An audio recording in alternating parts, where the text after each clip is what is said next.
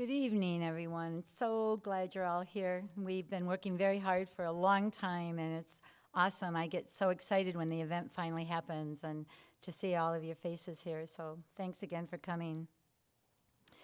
My presentation, as Bud has mentioned, will focus on the power of collaboration in achieving person-centered and family-oriented care. We asked you to continue to respond to the "Where are you from?"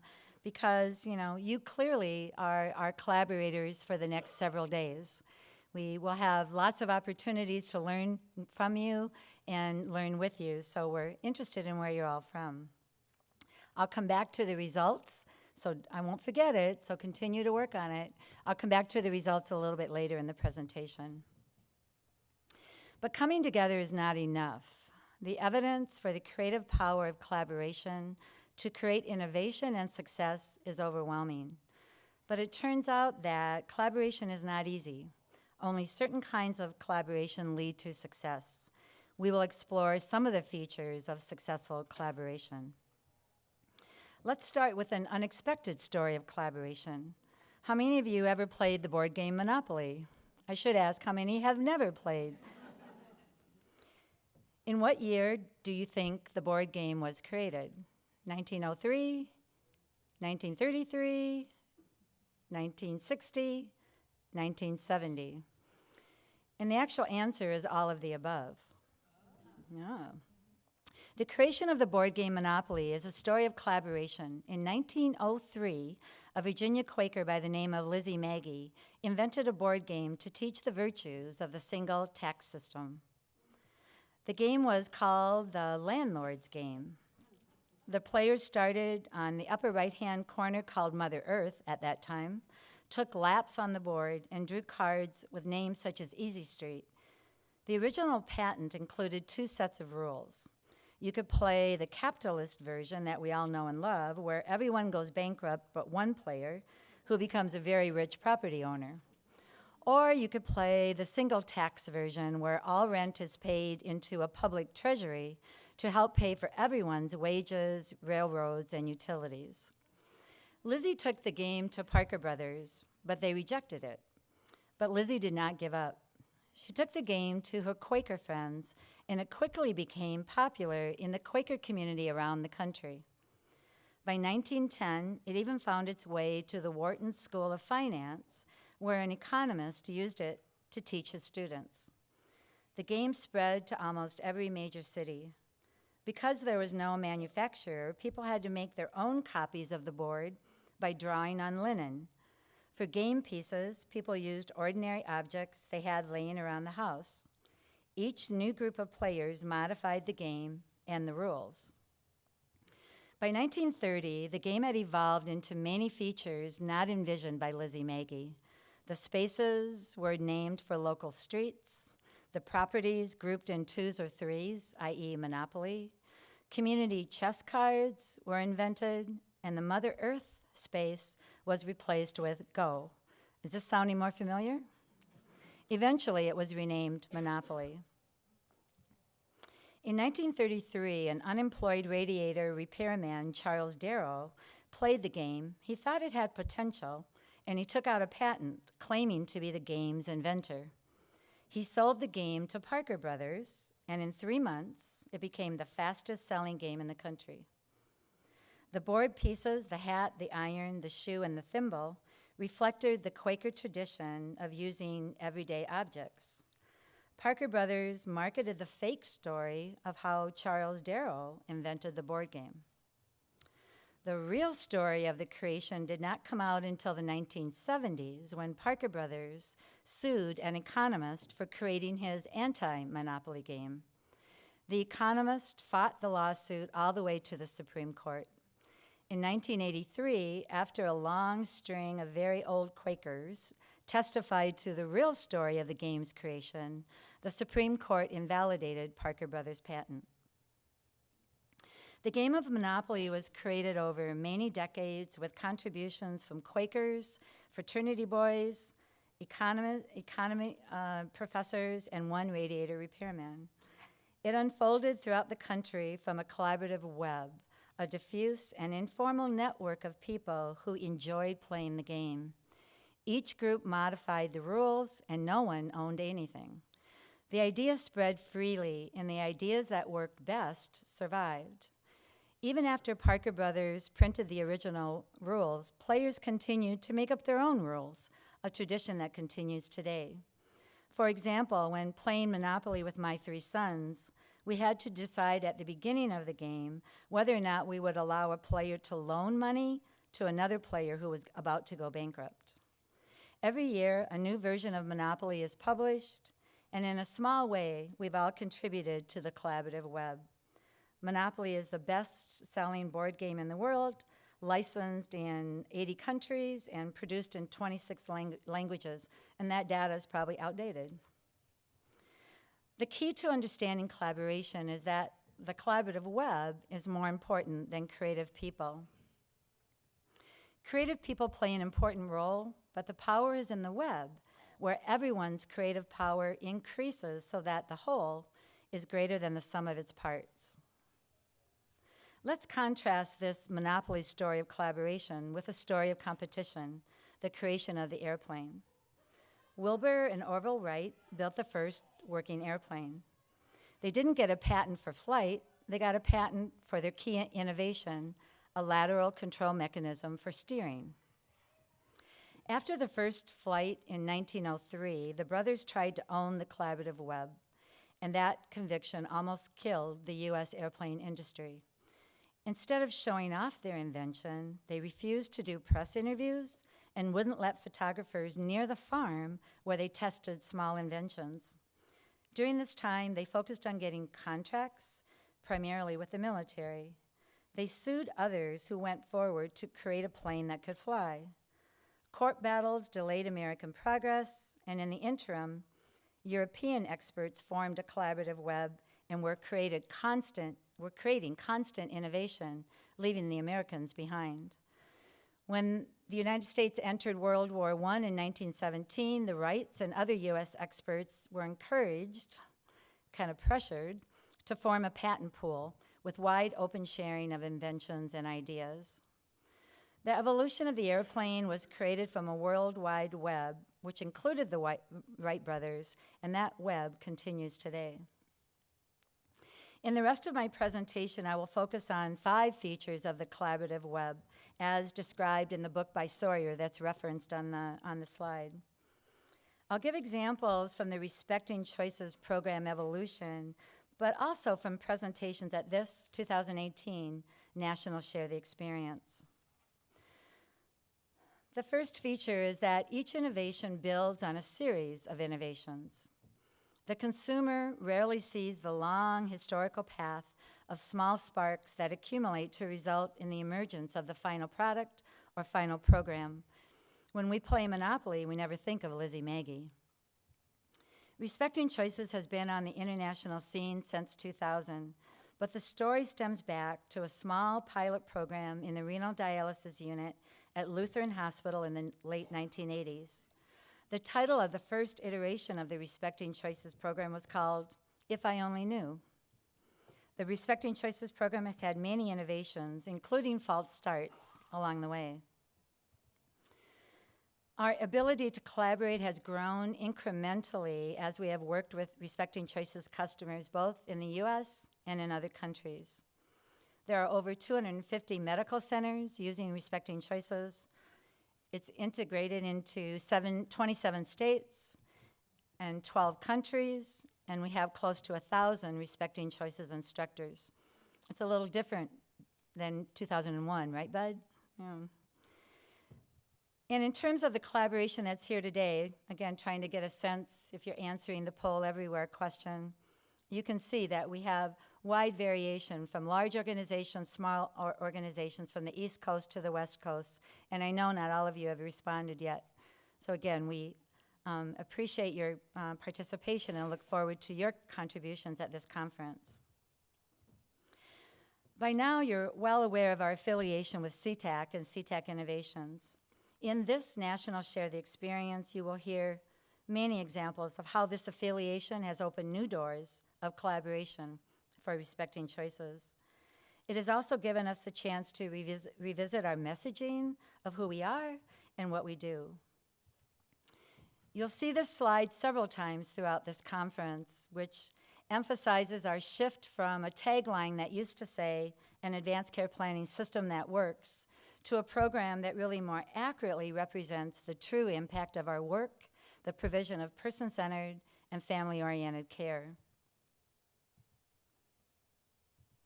A successful innovation is a combination of many small sparks. It is the synergy of all new ideas together that result in the best product. In Monopoly, Go to Jail was added years after the original version, and the idea of grouping 2 or 3 properties became known as a monopoly. As a respecting choice example and an example of this series of small sparks, and over the past year, we've created a collaborative web to revise the First Steps Facilitator and Instructor Certification Program to be released this December. This web included internal experts, a national advisory group of First Steps organization faculty and instructors, a customer input survey, among other strategies. One of the sparks that have emerged from this collaboration was the reinvention of the First Steps interview tool, now called a conversation guide. This is an important name change, but the structure of the new guide also encourages flexibility in the order of the questions and the flow of the conversation. In collaborative webs, there is frequent interaction among teams. Most of the people who played Monopoly were Quakers, and they often visited other cities and passed on their local variations of the game. For Respecting Choices, we've learned from each and every team, made improvements, and shared those improvements with others. We're developing new ways to connect with our teams. We're constantly looking for ways our new website can promote collaboration. We convene quarterly conference calls for First, Next, and Advanced Steps organization faculty. The First Steps organization faculty team currently has 50 members. I recently listened into one of those First Steps organization faculty calls. The ideas and the collaboration that was shared among the members was simply stellar. Advisory groups have become a standard operating procedure as we look at all program revisions. This this National Shared Experience is another effort to increase team interaction. This year, we encourage you to attend the interest groups that have been scheduled to hear your concerns and needs. The entire Respecting Choices team is here at this conference. Please offer your suggestions to any of us over the next few days. The next key to collaborative webs is the concept that multiple discovery is common. In collaborative webs, without frequent effort and frequent failure, there's really no innovation. Lizzie Maggie did not stop when Parker Brothers rejected her idea. Respecting Choices has experienced multiple program changes and innovations. In this conference, you will hear about a few of the new RC discoveries: our decision aids for those with serious illness, our new physician online curriculum on basic advanced care planning, our revised stages of planning diagram that includes our new shared decision-making and serious illness curriculum and program, a renewed emphasis on the 5 promises, person-centered decision-making, and other topics we have defined as our conceptual evolution. You will hear about the future of Respecting Choices under new leadership. Another concept is that no one company can own the web. The key characteristic of most creative webs is a shift away from an ownership mentality to a collaborative approach. Companies that try to build the web themselves will end up potentially losing everything. After Parker Brothers got rich selling Monopoly, the company then bought the rights to all the local variations. But even though Parker Brothers owned the products that it had emerged from the web, it could not own the web itself, nor the later innovations that emerged from players around the globe. Respecting Choices is actively reaching out to explore new collaborations and partnerships. A few examples are listed on this slide. looking at technological innovations with Epic, Vinca, and Wiser Care, our ongoing relationship with CAPSI, our relationship with Prepare for Your Care, and you'll hear from Rebecca Sidori at this conference. Our coordination and collaboration with foundations such as the Gordon and Betty Moore Foundation that funded the development of the physician online curriculum. And you'll hear about our partnership, our ongoing relationship with the National Post Paradigm Program. We're also totally committed to continuing our research partnerships. We look to partner with research teams that are both strong, but also interested in gathering new data on the effectiveness of the Respecting Choices approach. Listed on this slide are just a few of our current research projects, and our website has a complete description for more information. At this National Share the Experience, you'll hear about our adolescent advanced care planning research from Dr. Maureen Lyon and advanced care planning and long-term care research from Dr. Susan Hickman. The importance of measuring what works in the real world is also important, and this is called practice-based evidence. We're learning to collaborate with our teams and gather this practice-based evidence. We do know that the facilitator certification programs have a powerful impact, that the quality of communication is high, that conversations result in increased congruence between what individuals want and what care they receive, among other evidence. I'd like to look at a few examples of such practice-based evidence that we've recently collected. This graph represents 401 participants who attended either a First, Next, or Advanced Steps program in 2017 throughout the country. It demonstrates the impact of our courses on practice, not just satisfaction. 98%, the first bar graph, said that the content could be applied to their personal or professional goals. And 95%, the third bar graph, said they would change their practice based on the learning they had gained. These are examples of practice-based evidence. One more example. This graph represents data collected from 5 different implementation teams on patients' responses to the quality of advanced care planning conversations.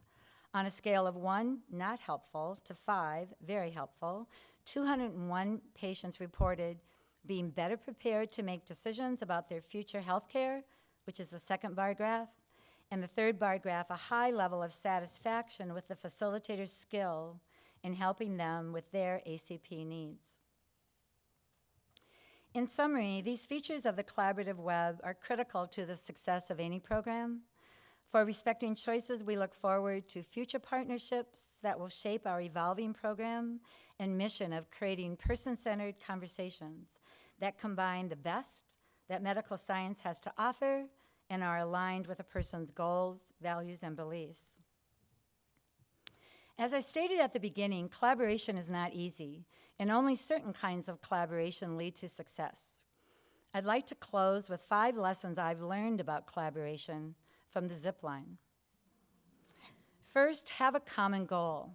This is my granddaughter Cameron on the left and her new friend Meredith. They met one day at the park. Their goal, to master the zipline. At first, Meredith watched Cameron skillfully navigate the zipline, sitting down, standing up. Cameron gleefully showed Meredith the tricks she had learned, and soon Meredith became as skilled as Cameron. Second, be open to new ideas. Soon, a new boy showed up at the zipline ramp. He said, "Watch." He showed Cameron and Meredith how to twist as he flew down the zipline. They now had a new trick to add to their goal of mastering the zipline. They may not have discovered this new idea without being open to the new kid on the block. Third, create guidelines for collaboration. Soon, 2 more children showed up at the zipline ramp. Now they needed to create some rules of the game, who would go first and who would go second, how they would maintain order. Cameron took the lead and put the 5 children in the order that they would use the zipline. These rules were followed and order was maintained. Fourth, learn how to manage conflict. At one point, Sneaky Meredith, as her mother would call her, decided to take an extra turn, to go out of order. Gamma, said Cameron, that's not fair. I said, yes, I said, but Meredith is your friend. Maybe you could just talk with her. When Meredith returned to the zipline ramp, Cameron quietly but firmly told her, don't do that again, Meredith. They quickly continued with their zipline partnership. They didn't let conflict stand in the way of success. And fifth, build the capacity for future opportunities. Cameron and Meredith had developed a relationship. They trusted each other. They were successful at achieving their zipline goal. A week later, when they met again at the park, they decided on a new goal, to learn how to crawl backwards up the large blue slide. Not surprisingly, they achieved that goal as well. From the entire Respecting Choices team, we look forward to hearing what you've learned about collaboration through the many stellar presentations at this National Share the Experience. Thank you for coming and enjoy the next few days.